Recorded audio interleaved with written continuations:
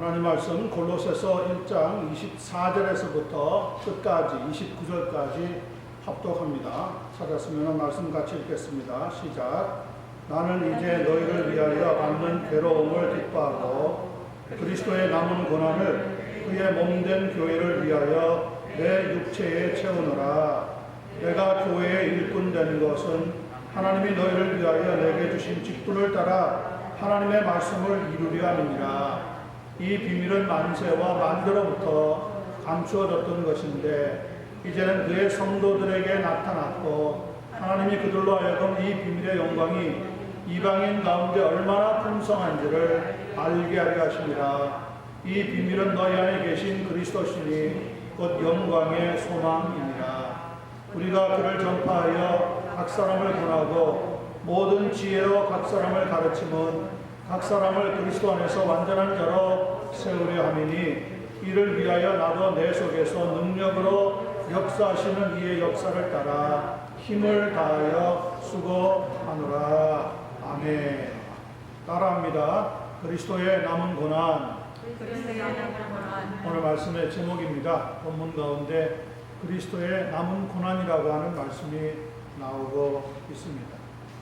클레이브 S. 루이스, 보통은 C.S. 루이스라고 알려져 있는 문학가가, 기독교 문학가이죠. 고통의 문제, The Problem of Pain이라고 하는 책을 써서 발표한 적이 있습니다. 그 책을 보면 루이스는 사람들이 만나고 있는 고통에 대해서 다루고 있습니다. 사람들은 평소에 당당한 것 같아 보이다가도 큰 어려움이 닥쳐서 고통을 겪게 되면 어떻게 대처해야 될지 잘 모른다는 겁니다.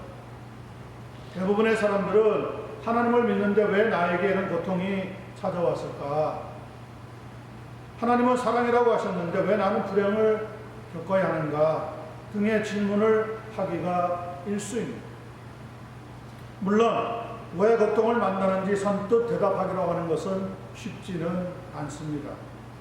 하지만 왜 사랑이 많으시고 전지전능하신 하나님이 우리 사람들로 하여금 고통과 고난을 겪도록 허용하실까라고 하는 질문은 일면 보편적이긴 하지만 그러나 오히려 하나님의 선함과 전능하심에 대한 의심을 유도하기 때문에 고통을 이해하기에는 그렇게 좋은 방법은 아니라는 겁니다. 루이스는 책을 통하여서 왜 우리에게 고통이 찾아오는지 그리고 그 고통을 어떻게 극복할 수 있는지 설명해 주고 있습니다. 책의 내용을 요약하자면 이렇게 말할 수 있습니다. 나는 고통이 힘들지 않다고 주장하는 것이 아닙니다. 고통은 정말 힘들고 아픈 것입니다. 그러나 나는 고난이라고 하는 것을 통해서 온전케 된다고 하는 캐캐 묵어 보이는 기독교의 가르침을 믿을 수 없는 것이 아니라 정말로 사실이라는 것을 보여주고 싶어서 이 책을 편집하게 되었습니다.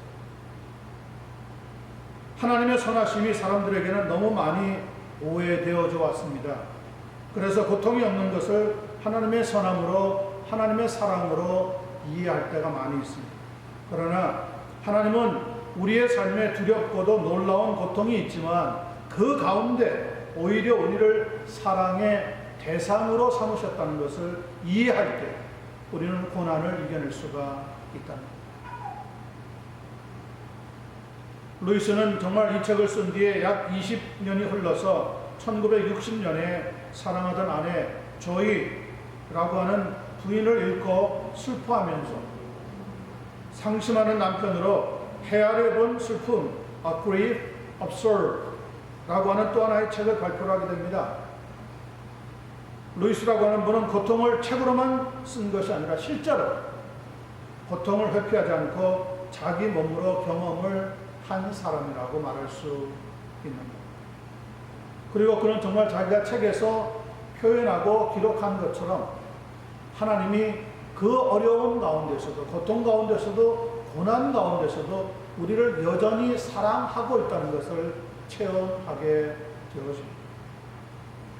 시편 119편 67절과 71절은 고통에 대해서 이렇게 우리에게 알려주고 있습니다.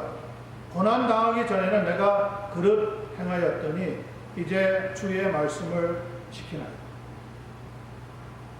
고난당한 것이 내게 유익이라. 어떤 유익이 있었는지 우리는 하나님의 말씀을 깊이 이해할 수 있는 이 복된 시간 되기를 간절히 소원합니다. 자, 24절, 25절 보겠습니다. 나는 바울 사도가 고릴로새 교회 성도들에게 주고 있는 말씀이죠. 나는 이제 너희를 위하여 받는 괴로움을 기뻐하고 그리스도의 남은 고난을 그의 몸된 교회를 위하여 내 육체에 채우노라. 내가 교회의 일꾼 된 것은 하나님이 너희를 위하여 내게 주신 직분을 따라 하나님의 말씀을 이루려 함이니라. 이 말씀은 고난이라고 하는 것이 교회에 참된 유익이 된다는 것을 설명해 주고 있습니다. 여기서 우리가 의아한 것을 한 가지 살펴보게 됩니다. 그것은 그리스도의 남은 고난이 있다는 것. 그리스도의 남은 고난을 그의 몸된 교회를 위하여 내 육체에 채우노라 하는 말씀이 우리들의 눈에 띄게 됩니다. 과연 그리스도의 남은 고난이라고 하는 것이 무엇일까요? 예수 그리스도께서 십자가에서 흘리신 피 가지고는 부족하다는 것을 의미하는 걸까요?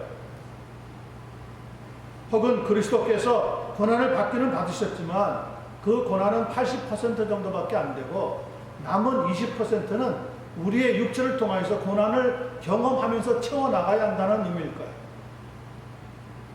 아닙니다. 절대로 그런 의미가 아닙니다.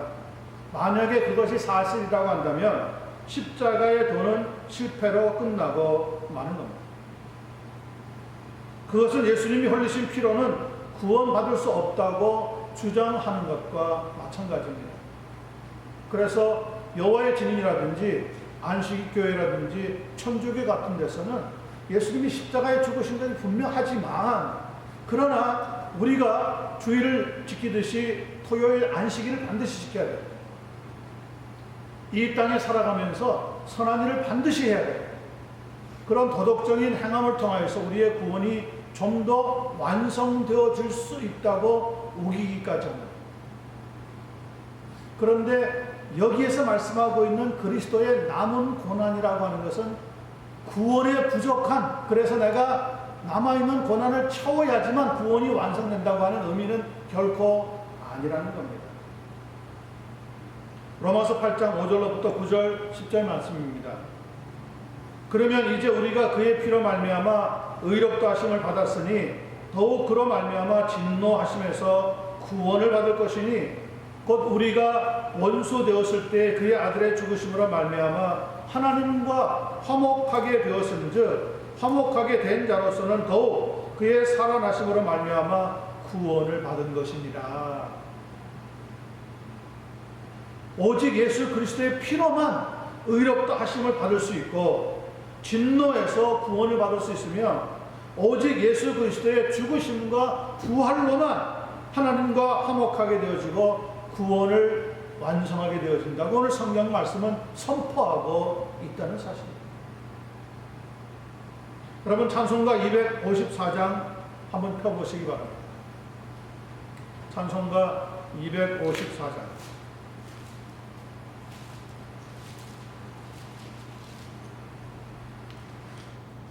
내 주의 보혈이라고 하는 찬송가입니다. 1절과 우리 마지막 절 5절만 한번 불러보겠습니다. 254절 4장 가사를 가만히 기억하면서 음미하면서 묵상하면서 부릅니다.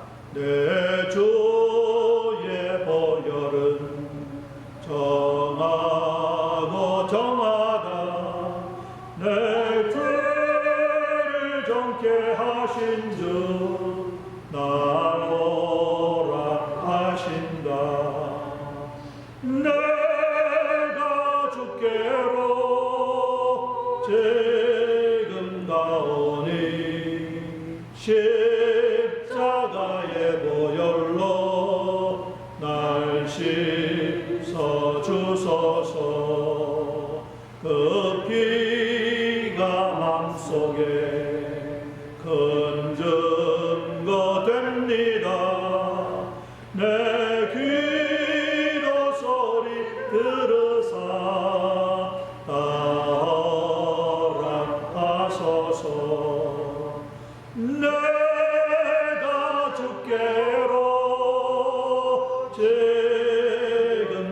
지금가오니 골고다의 보혈로 날 씻어주소서.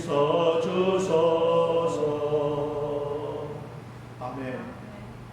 예수 그리스도의 피가 우리에게 큰 증거가 된다는 거예요. 무슨 증거입니까? 하나님이 우리를 온전히 구원하셨다고 하는 증거가 된다는 거예요.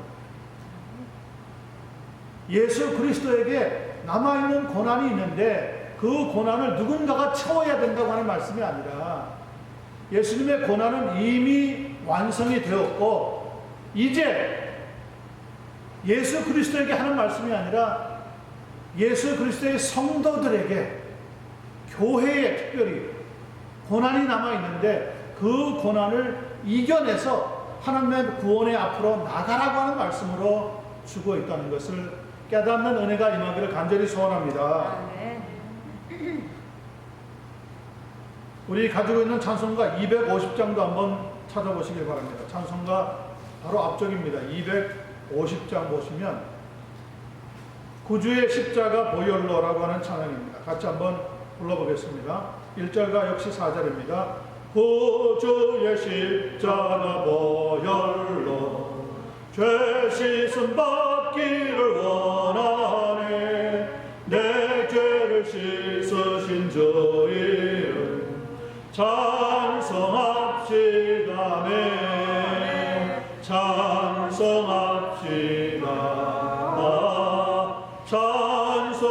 찬송합시다.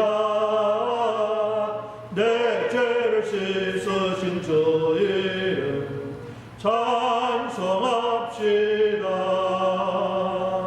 내 주께 회개한 영혼은 생명수 가운데 젖었네. 흠없고 순전한 주 이름 찬송합시다. 찬송합시다. 찬송합시다. 내 죄를 씻으신 주 이름 찬송합시다. 아멘. 이 찬송 역시 흠없고 순전한 주 이름, 예수 그리스도의 고난이 온전했다는 거죠. 예수님께서 십자가에서 흘리신 피가 순전한 거였다는 거죠. 부족한 것이 아니었다는 거예요. 그러므로 우리는 오늘 하나님의 말씀을 깊이 묵상해 볼 때 그리스도의 남은 고난이라고 하는 것은 어떤 의미이냐? 그리스도께서 구원을 완성하시고 승천하실 때 자기의 몸된 교회가 받을 고난이 있다는 것을 알려주시는 말씀이라는 거예요. 여러분, 성경을 보면 예수님께서는 교회와 자기의 육체를 동일시하십니다.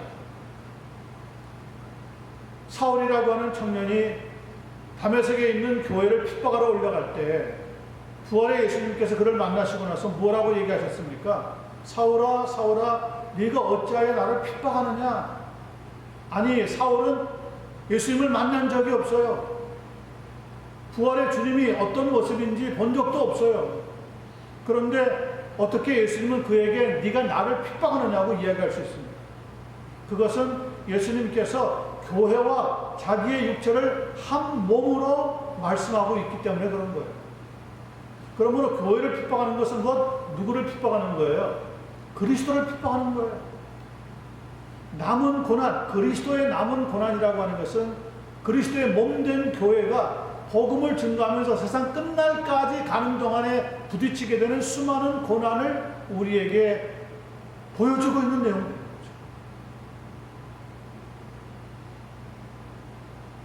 그래서 교회는 처음부터 지금까지 세워지는 곳마다 박해와 핍박을 받아 왔던 겁니다. 초대교회가 로마 제국에 의해서 무려 140년 동안이나 박해를 받으면서 수많은 순교자들이 나오게 되었습니다. 16세기에 중세교회가 어두움에 잠겨있을 때 종교개혁을 통하여서 그 모습을 드러내게 된 개신교는 당시 세력을 쥐고 있던 천주교에 의해서 엄청난 박해를 받으면서도 유럽 대륙에 복음의 물결과 능력을 나타내게 되었던 거죠. 미국이라고 하는 신세계에 도착했던 청교도들도 실상은 신앙의 자유를 찾아서 쫓겨나왔던 사람들입니다. 그 신앙, 믿음에 목말라서 심한 박해를 피해서 찾아왔던 사람들이 바로 청교도들이었어요. 그러므로 그리스도의 남은 고난이라고 하는 것은 예수님에게 구원을 이루기 위해서 아직 받지 못한 부분이 있다는 것이 아니라 그 예수 그리스도의 복음을 증거해야 되는 교회가 세기마다 시대마다 부딪히게 되는 어려움, 환난, 핍박, 고난이 있다는 것을 말씀하면서 그런 것을 오늘 우리가 충분히 받아들이고 감당을 해야 된다고 알려주고 있습니다. 여러분, 나무는 자랄 때 강한 바람과 햇볕을 받지 않고는 튼튼한 나무로 자랄 수 없다고 합니다. 사람도 마찬가지입니다. 고난을 겪은 사람과 겪지 않은 사람은 차이가 있습니다. 고난이 사람을 사람답게 만듭니다. 교회도 마찬가지였습니다. 교회답게 만들어질 때 하나님께서는 고난이라고 하는 도구를 통하여서 정말 교회가 든든하게 이 땅에 세워질 수 있도록 역사해 나가셨다는 거예요. 교부 중에 한 사람이었던 터툴리니안이라고 하는 신학자가 교회라고 하는 나무는 3가지 액체를 마시고 자라난다고 설명한 적이 있습니다. 그 3가지가 무엇이냐? 첫째는 주님의 몸된 교회를 위해서 흘리는 순교자들의 땀, 그리고 그들의 눈물, 그리고 그들이 흘린 피, 박해를 받고 핍박을 받고 순교를 당했던 성도들의 땀과 눈물과 피, 이 3가지를 먹고 교회는 자라고 있다. 물론 하나님의 돌보심이 있습니다. 물론 하나님의 지켜주심이 있습니다. 물론 하나님의 인도하심이 있습니다. 그러나 오늘 교회가 담당해야 하는 몫이 있다는 거예요. 그 몫을 우리는 넉넉하게 믿음을 가지고 감당해 나가는 한 분 한 분이 되어야 한다는 겁니다. 바울 사도 역시 갈라디아 교회를 향하여서 이렇게 호소하고 있습니다. 갈라디아서 4장 19절에 보면 나의 자녀들아 너희 속에 그리스도의 형상을 이루기까지 다시 너희를 위하여 해산하는 수고를 하노라. 여러분, 해산하는 수고라고 하는 것은 생명의 잉태와 관계되는 말씀입니다. 교회 일꾼들에게 해산하는 수고와 같은 고난이 없다면 교회는 세상의 사교 클럽 혹은 친교 단체와 그렇게 다를 것이 없는 그런 조직으로 전락해버리고 말입니다. 고난당하는 것이 유익이라고 했습니다. 그 고난의 유익을 힘들지만 감당하면서 처음으로 그 유익을 누릴 수 있는 곳은 교회라는 겁니다. 왜냐, 교회는 그리스도의 몸이기 때문에. 여러분, 이 교회를 위해서 더욱 하나님의 말씀을 잘 증거할 수 있는 그런 교회로 자라나갈 수 있도록 기도하고 또 기도해 주시기를 예수님의 이름으로 간절히 축원합니다. 아멘. 두 번째 26절과 27절 말씀을 살펴보겠습니다. 이 비밀은 만세와 만대로부터 감추어졌던 것인데 이제는 그의 성도들에게 나타났고 하나님이 그들로 하여금 이 비밀의 영광이 이방인 가운데 얼마나 풍성한지를 알게 하려 하시니라. 이 비밀은 너희 안에 계신 그리스도시니 곧 영광의 소망이시니라. 자, 이 말씀은 고난이라고 하는 것이 누구에게 유익하다는 겁니까? 성도들에게도 유익하다는 거예요. 그 이유가 무엇이냐? 만세와 만대로부터 감추어졌던 하나님의 비밀, 곧 예수 그리스도를 믿고 알게 되었기 때문이라는 거죠. 여기서 눈에 띄고 있는 단어가 하나 있습니다. 비밀이라고 하는 단어입니다. 26절, 27절 짧은 2절 동안에 비밀이라고 하는 단어가 거듭 3번이나 나타나고 있습니다. 그만큼 중요한 단어라는 것이죠. 원래 비밀이라고 하는 기본적인 의미는 남에게 알리지 않고 숨기거나 또는 알려서는 안 되는 일을 말합니다. 그래서 영어로는 미스터리라고 부릅니다. 수수께끼 같다는 거예요. 영 풀리지가 않는다는 거죠.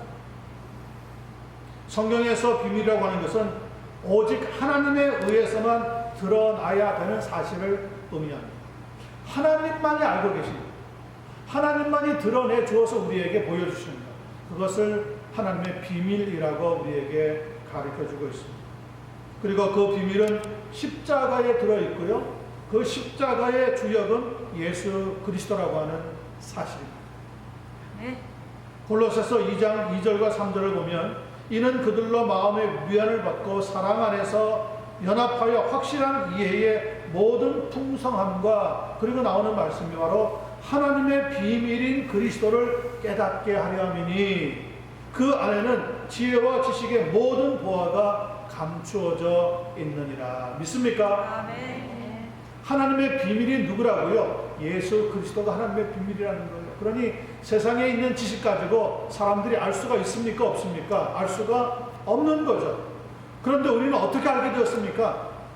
바로 예수 그리스도의 고난을 통하여서 우리가 믿게 되는 구원의 완성의 역사가 나타나게 되었기 때문입니다.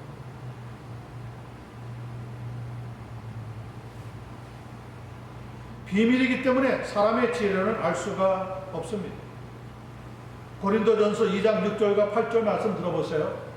그러나 우리가 온전한 자들 중에서는 지혜를 말하노니 이는 이 세상의 지혜가 아니요 또 이 세상에서 없어질 통치자들의 지혜도 아니요 오직 은밀한 가운데 있는 하나님의 지혜를 말하는 것으로서 곧 감추어졌던 것인데 하나님이 우리의 영광을 위하여 만세전에 미리 정하신 것이라. 무엇을요? 이 지혜는 이 세대의 통치자들이 한 사람도 알지 못하였나니 만일 알았더라면 영광의 주를 십자가에 못 박지 아니하였으리라. 죽으신 것이 그냥 죽으신 것이 아니라는 거예요. 사람의 모험 때문에만 죽은 것이 아니라는 거예요. 하나님의 비밀의 계획이 거기에서 이루어지고 완성되기 때문에 이루어졌다는 거예요. 그러니까 이방인들이 예수 그리스도의 복음을 듣고 회개하면서 하나님께로 돌아오게 되는 것, 바로 그것이 하나님의 비밀 중에 또 하나의 비밀이었다는 것을 오늘 본문을 통해서 우리에게 잘 알려주고 있습니다. 여러분들은 태어나면서부터 내가 예수님을 믿고 하나님을 알아갈 거야 작정한 적이 있습니까? 계획 세운 적이 있습니까? 아니, 어느 날 우연찮게 하나님이 나를 불러주셨기 때문에 예수 그리스도를 믿고 알게 된 것이지 사람이 작정해서 믿으려고 노력했기 때문에 이루어진 것은 아니란 말이에요. 그러니 이것은 하나님의 철저한 비밀에 속해 있었던 거예요. 세상의 그 어떤 지혜자도 통치자들도 알지 못했던 거예요. 그래서 모르니까 무지한 사람들이 용감하다고 모르니까 예수님을 십자가에 그냥 덜커덕 못 박고 말았던 거예요. 그런데 거기에 하나님의 비밀의 계획이 이루어지게 되었다는 거죠. 예수님이 십자가에 죽은 것은 바로 우리의 죄 때문에 죽었다는 것이 밝혀진 거예요. 예수님이 십자가에서 고통을 당하신 것은 이 세상을 살아가면서 우리가 만나야 되는 모든 고통을 예수님이 대신 져주셨다는 거예요. 죽은 것으로 끝난 것이 아니라 그런데 무덤에 들어가셨는데 무덤에서 말씀하신 대로 3일 만에 다시 부활하셨다는 거예요.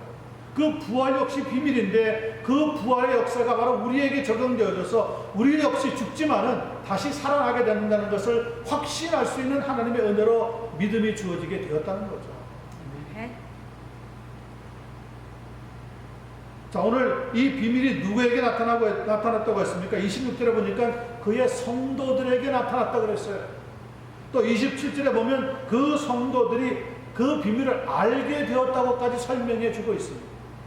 물론 여기서 말하고 있는 그의 성도들이라고 하는 것은 고릴로새 교회의 신자들을 의미합니다.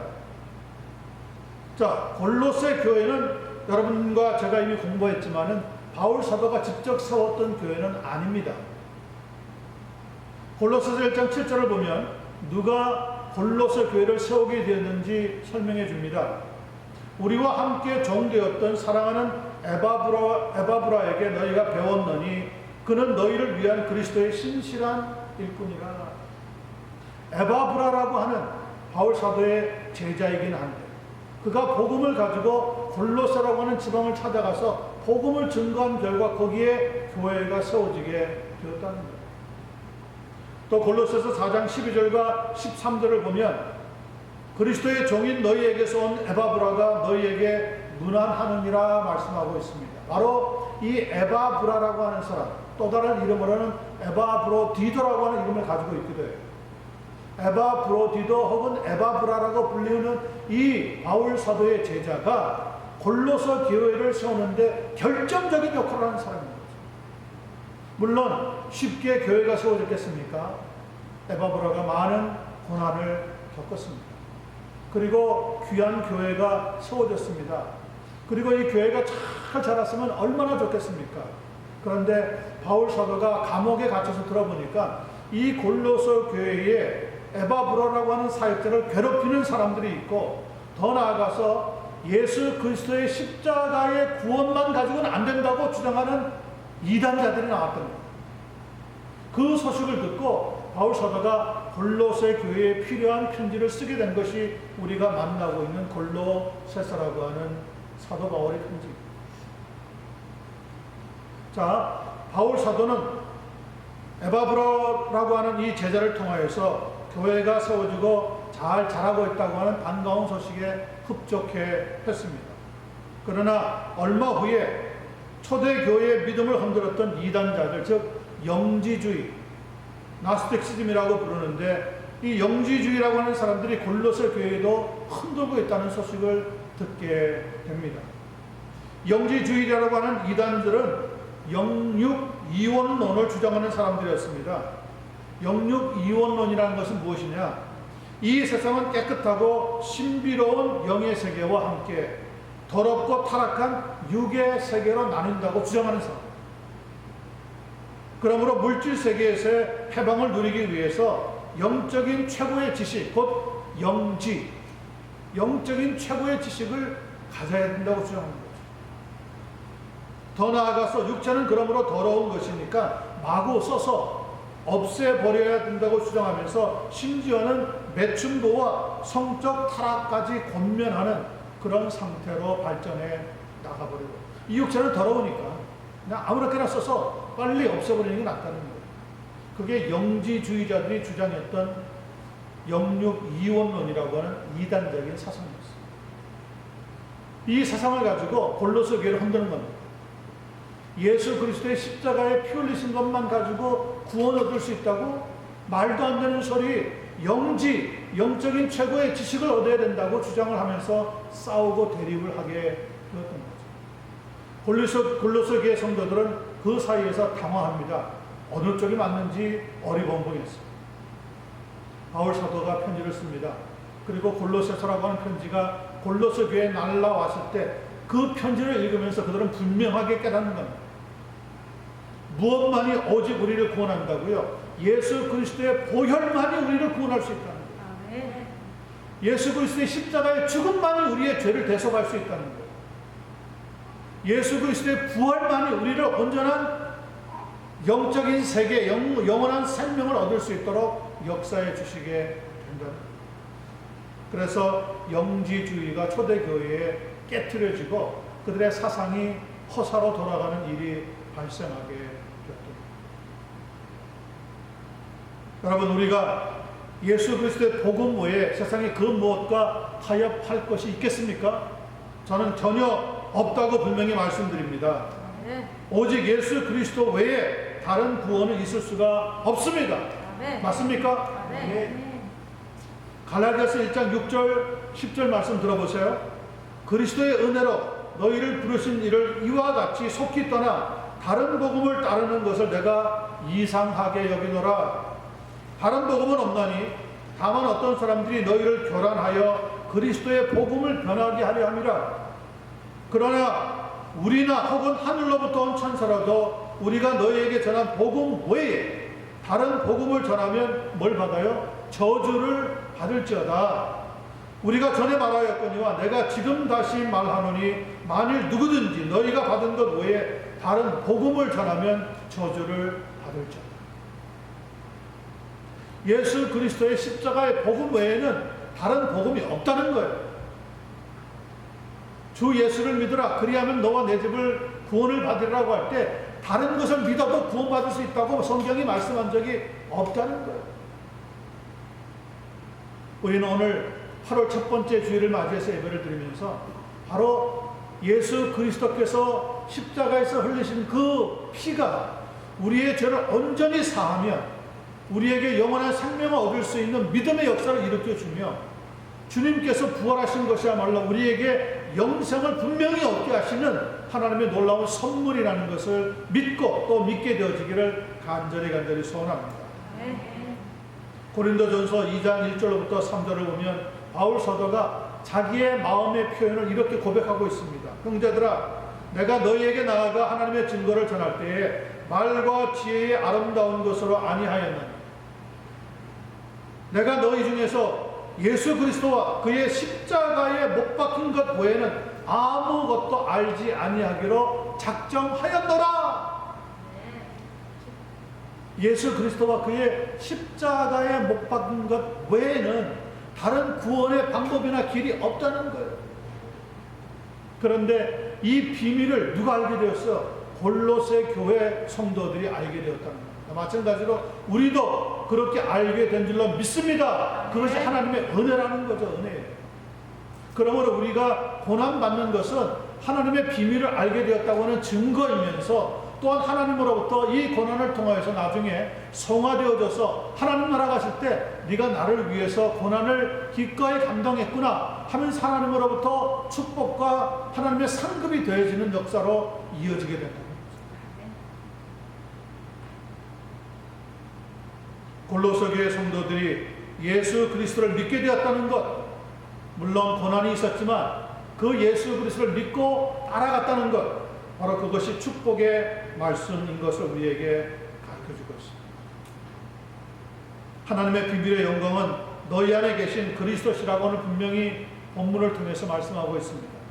결국 나와 우리만 아니라 인류의 해답은 어디에 있다는 겁니까? 예수 그리스도가 해답이시라. 비밀을 풀 수 있는 열쇠, 비밀의 해답이 되시는 분이 누구냐? 예수 그리스도를 믿고 아는 거예요. 예수 그리스도를 믿으면 하나님을 아는 거예요. 예수님을 믿으면 하나님의 나라에 들어가는 길이 열리는 거예요.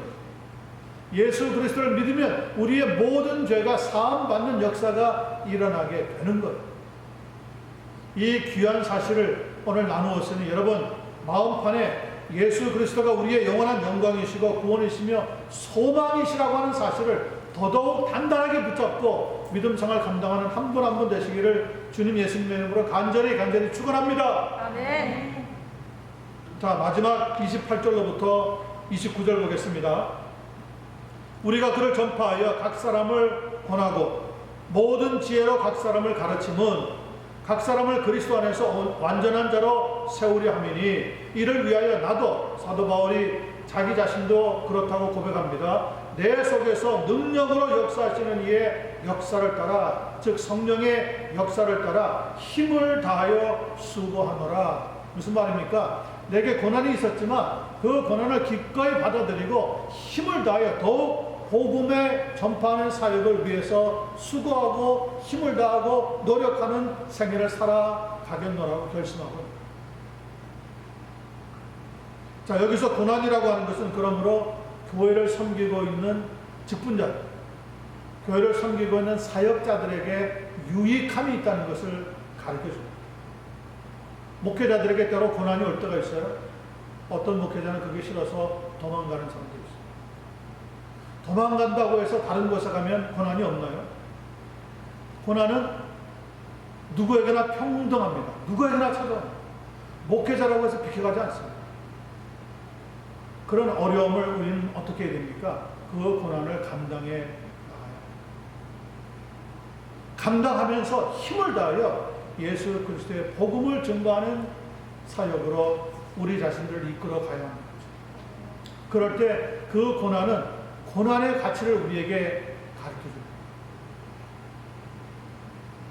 여러분, 우리가 어릴 때 이빨이 아파가지고 밤새 고통을 겪어본 적이 있습니다.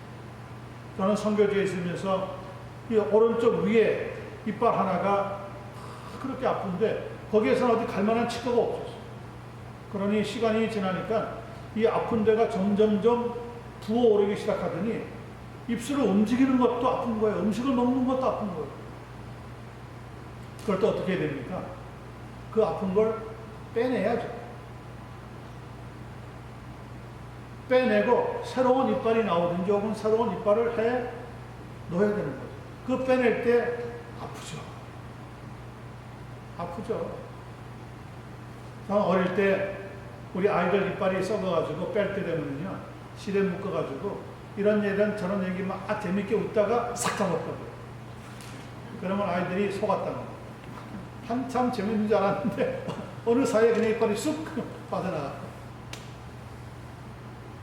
이빨이 빠지면 아프듯이, 살이 찢어지면 아프듯이 생살이 나올 때까지, 그러나 그 고난은 가치가 있는 거예요. 새로운 것을 갖기 위한 가치가 충분히 거기에 있다는 거죠. 이전에 복음은 전도인들에 의해서 전해지고 또 전해졌습니다. 지금은 선교사들에 의해서 복음이 증거되고 전파되고 있습니다. 그렇게 복음이 전해져서 믿는 사람들이 생겨나면 교회가 설립됩니다.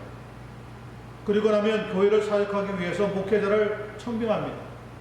그러면 믿는 사람들은 예수 그리스도의 복음에 대한 가르침을 더욱 배워서 단단한 믿음, 거짓 없는 믿음을 소유하면서 점점 완전한 자, 곧 성숙한 성도로 나아가게 되는 거죠. 오늘 본문 29절에 보니까 바울 사도가 바로 이러한 사역을 하기 위해서, 이를 위하여 나도 내 속에서 능력으로 역사하시는 이의 역사를 따라 힘을 다하여 수고한다고 고백하고 있습니다. 그러므로 교회를 섬길 때 여러분, 힘을 다하여 수고하지 않는 것은 부끄러운 거예요. 다 수고하는데 나만 쏙 빠져버리는 것은 창피한 일이에요. 왜 그렇습니까? 교회는 공동체이기 때문에 그렇습니다. 함께 땀 흘리고 함께 기도하고 함께 울고 함께 피를 쏟는 역사가 있을 때 그 고난을 통하여서 우리 자신이 성숙하게 되어진다는 거죠. 그런 고난을, 그런 수고를 하자면 많은 고난을 감당해야 합니다. 그렇지만 그 고난은 가치가 있는 고난입니다. 그 끝에는 세계 선교라고 하는 목표가 있었기 때문에 바울 사도 역시 이방 선교를 수행하면서 괴로움을 많이 받았지만 포기하지 않고 오히려 땅 끝까지 복음을 전하기 위해서 헌신하고 수고를 다했습니다. 고린도후서 11장 23절로부터 28절 말씀 보세요. 바울 사도가 이렇게 수고했다고 고백하고 있습니다. 그들이 그리스도의 일꾼이냐 정신없는 말을 하거니와 나는 더욱 그러하도다. 내가 수고를 넘치도록 하고 옥에 갇히기도 더 많이 하고 매도 수없이 맞고 여러 번 죽을 뻔하였으니 유대인들에게 40에 하나 감한 매를 5번 맞았으며 3번 태장으로 맞고 1번 돌로 맞고 3번 파선하고 일주야를 깊은 바다에서 지냈으며 여러 번 여행하면서 강의 위험과 강도의 위험과 동족의 위험과 이방인의 위험과 시내의 위험과 광야의 위험과 바다의 위험과 거짓 형제 중에 위험을 당하고 또 수고하며 애쓰고 여러 번 자지 못하고 줄이며 목마르며 여러 번 굶고 춥고 헐벗었노라. 얼마나 많은 고난을 겪었는지 감당했어요. 자, 그리고 마지막에 이렇게 이야기합니다. 이 외에 이런 고사하고 아직도 날마다 내 속에 눌리는 일이 있으니 곧 모든 교회를 위하여 염려하는 것이다. 자기 자신이 당한 고난만이 아니라 교회들을 보면서 교회들을 위해서 염려하는 바울 사도의 그 심정, 복음을 가지고 살아가는 이의 심정이 이렇게 잘 표현이 됩니다. 우리는 아직 그런 모습에 비교할 때 내가 당하는 어려움은 어려움도 아니에요.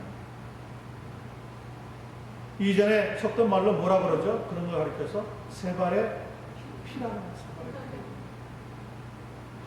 아무것도 아닌 거죠, 사실.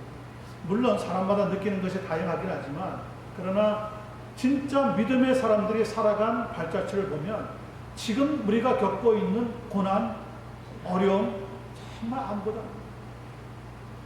더 나아가서 예수 그리스도께서 하나님의 아들이신데 존귀하신 그분이 걸어가신 모든 십자가의 길을 보시면 우리의 고난은 정말 어리광에 불과한 거죠.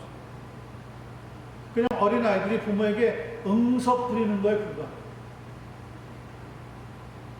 아직 믿음의 성숙함이 도달하지 못해서 그렇습니다.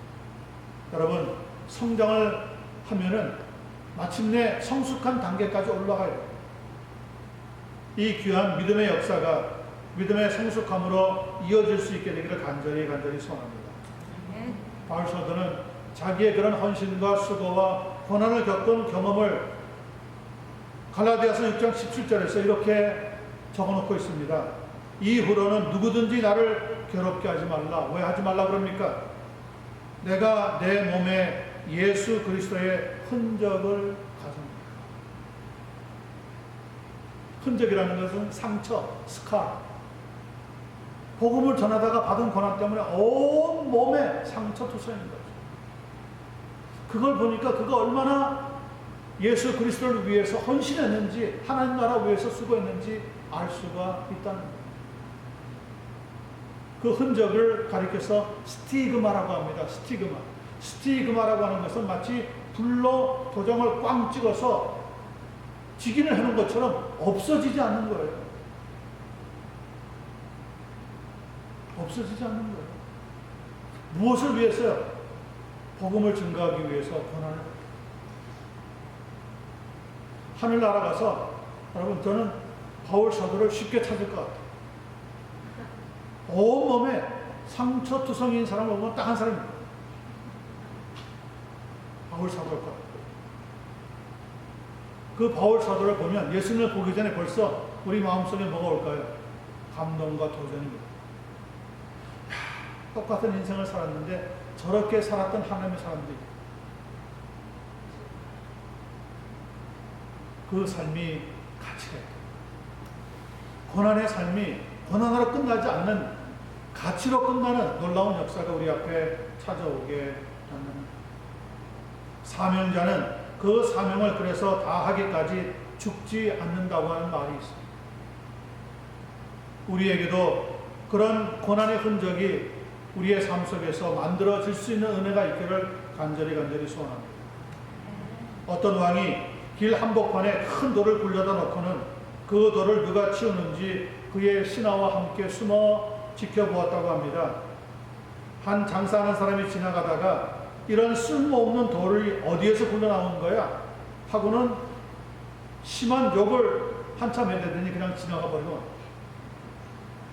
한 관리가 지나갑니다. 지나가면서 도대체 어떤 놈이 여기에다가 이 돌을 버린 거야? 하면서 불평만 하고 지나갔습니다. 왕이 신하의 얼굴을 보면서, 그래, 내가 다스리고 있는 이 나라의 민족, 즉 사람들의 수준이 이 정도밖에 안 되는구나. 야, 이거 어떡하지? 이렇게 고민하고 있는데 마침 한 농부가 채소를 잔뜩 싣고 시장으로 가던 중에 그 돌을 보더니 채소를 한편에다가 놓은 다음에 아무 말 없이 그 돌을 붙잡고 끙끙거리면서 굴려서 다른 쪽으로 치워버리는 겁니다. 그런데 그 돌을 치운 자리에 보니까 주머니 하나와 편지 한 통이 들어 있었습니다. 그 편지의 내용은 이렇습니다.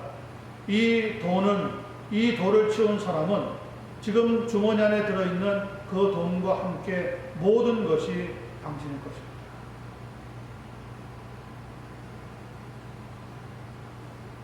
믿음 생활할 때 고난이라고 하는 장애물이 우리 앞에 가로막을 때가 있습니다. 그러나 그런 장애물 뒤에는 하나님의 영광이 감춰져 있고 영원한 부활의 생명이 숨겨져 있다. 이 장애물을 우리가 고난이라고 하는 가면으로 우리에게 찾아올 때 어렵다고 피하거나 숨거나 달아나지 아니하고 믿음을 가지고 감당해 나갑니다. 하나님께서는 우리에게 믿음과 소망과 사랑이라고 하는 놀라운 역사를 온전케 해주실 뿐만 아니라 이 다음 하늘나라에 만났을 때 하나님의 우리에게 주시는 선물과 우리에게 주시는 면류관과 우리에게 주시는 축복이 풍성하게 더하여 지게 될 줄로 분명히 믿습니다. 그리스도의 고난이라고 하는 말씀을 살펴보았습니다. 그 고난은 우리를 위해서 당하신 겁니다.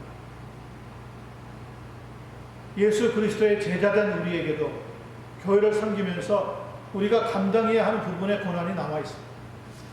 이 고난을 믿음으로 잘 감당하시고 성령의 충만함으로 이겨낼 수 있는 한 분 한 분 되셔서 우리 모두가 살고 있는 가정과 교회와 사회에서 놀라운 주의 축복을 나타낼 수 있는 성도들 되시기를 예수님의 이름으로 간절히 축원하고 또 축원합니다. 아멘. 기도하겠습니다.